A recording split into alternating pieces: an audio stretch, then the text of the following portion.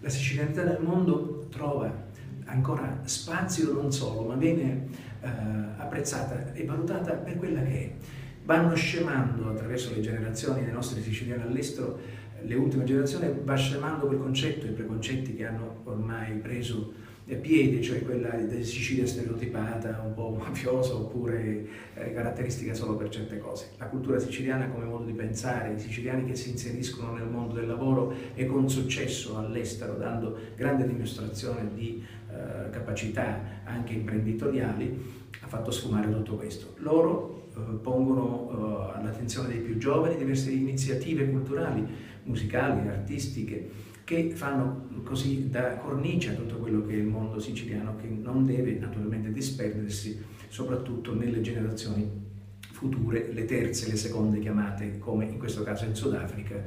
con Johannesburg e dintorni, nella regione del Gauteng. I siciliani sono 400 solo a Johannesburg, 4.000 in tutto il Sudafrica, ed è, così come ha detto il console di Johannesburg, una delle associazioni più attive e più preparate nel far conoscere la propria terra, mantenere i legami forti sotto ogni profilo attraverso le istituzioni, il governo italiano, e costantemente promuove attività di ogni tipo.